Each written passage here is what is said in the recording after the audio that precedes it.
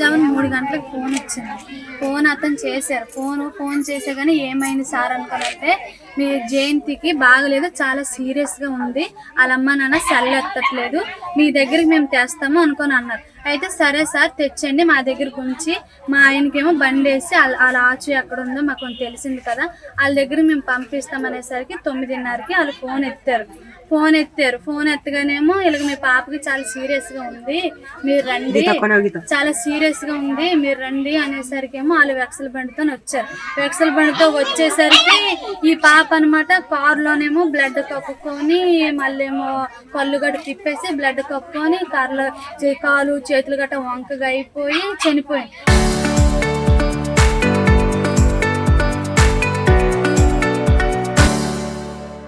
చనిపోయింది అనుకొని తెలియగానే మేము పరుగున మేము స్కూల్ దగ్గర నుంచి పరుగున అక్కడికి వెళ్ళాము. అక్కడికి వెళ్ళగానే ఏటైంది అంటే ఇంకేటుంది, హాస్టల్ నుంచి తెచ్చాము, పిల్ల చనిపోయింది అనుకొని ఒప్పచెప్తే మాకైతే సార్ మాకు ఇక్కడ వద్దు, మాకు ఊర్లోని ఇల్లు అయితే ఉంది కానీ మేము అతనికి అమ్మేసాము, మాకు మా ఇంటి దగ్గర తీసుకొని వెళ్ళిపోండి అనగానేమో ఇక్కడికేమో వాళ్ళ కారు మీదే వాళ్ళ తల్లి 4 సారు వాళ్ళ తల్లి 3 ఇక్కడికి వచ్చారు. వాళ్ళ వెనకతలేమో మా పిల్లలు ఉన్నారు, మా చిన్న పిల్లలు ఉన్నారు, నేను మా అమ్మాయికి ఒప్పచెప్పేసి మేము వస్తాము అనుకొని చెప్పాము. వాళ్ళ వెనకతలే మేము వచ్చాము. కళ్ళు తిరిగి కింద పడిపోయిందట. అయితే ఇప్పుడు ఈ సార్ అంటున్నారు కదా, సార్ తీసుకుపోయి అక్కడ తీసుకెళ్ళాడు. తీసుకొచ్చి అమ్మ నాన్నకి ఒప్పచెప్పలేదు. 2 రోజులు 3 రోజులు 2 డేస్ కార్లో తిప్పాడట. కార్లో తిప్పిన తర్వాత అమ్మాయి చనిపోయిందని తల్లిదండ్రులకు ఒప్పచెప్పాడు.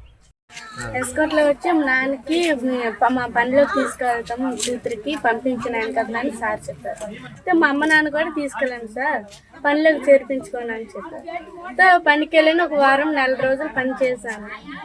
పని చేసి తర్వాత బ్రెయిన్కి రాత్రి సైడ్లో ఉండిపోయాను. నేను సైడ్లో ఉండిపోయిన తర్వాత ఆకలేస్తుంది సార్, నాకు ఆకలేస్తుంది అంటే బయటకు వెళ్ళి బిర్యానీ తెచ్చారు. బిర్యానీ తెస్తే బిర్యానీ తినేసాను, మామూలు బిర్యానీ అనుకుని తినేసాను. నేను తినేసాక ఇవేదో డ్రింక్ ఇచ్చారు, డ్రింక్ తాగేసాను. ఒంట్లో అదొకలాగా అయిపోతుంది సార్, మా అమ్మ నాన్న దగ్గర బేగ్ తీసుకెళ్ళింది సార్, నాకు అదొకలా అయిపోతుంది అంటే తీసుకెళ్ళారు. అప్పుడు నాకే ఉన్నది. మా అమ్మ నాన్న దగ్గర తీసుకెళ్ళాక మా అమ్మ నాన్న దగ్గర ఉండిపోయినాయి. మా అమ్మ కారుకి కొట్టేసింది కారు, ఇంతవరకు తెలుస్తుంది సార్. మీరు తీసుకెళ్ళి హాస్టల్కి అప్పచెప్పేయండి అని చెప్పేసి ఆ అమ్మాయికి తీసుకెళ్ళి ఆ సార్కి అప్పచెప్పారు. ఆ సార్ ఏమో హాస్టల్కి సార్ వచ్చారు. ఆ సార్కి వాళ్ళ నాన్న తీసుకెళ్ళి అప్పచెప్పారు.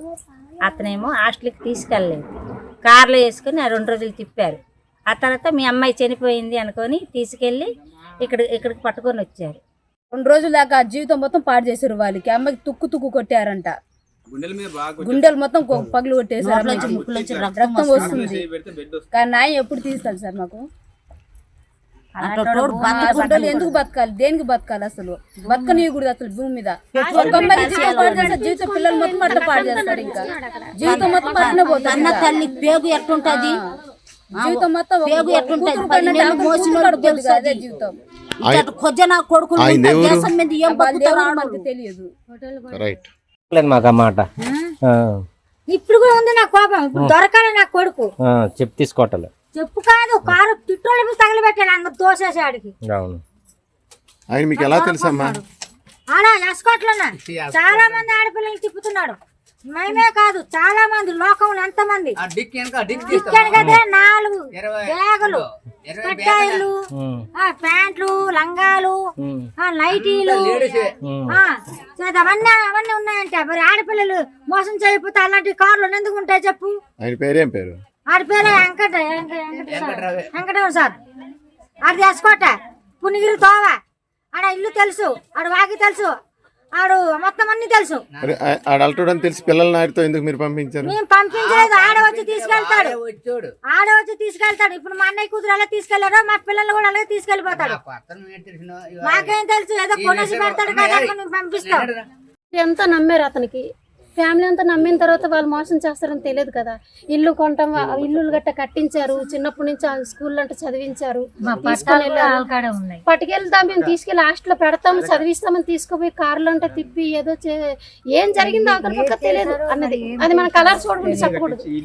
మీరు ఏ డిమాండ్, మీ డిమాండ్ అసలు అమ్మాయికి ఏం జరిగింది, దాని మీద మీ డిమాండ్ ఏంటి? అమ్మాయికి ఏం జరిగిందని తెలిస్తే కదా సార్ డిమాండ్ మాట్లాడగలుగుతాం మనం, దాన్ని బట్టే కదా మాట్లాడాలి.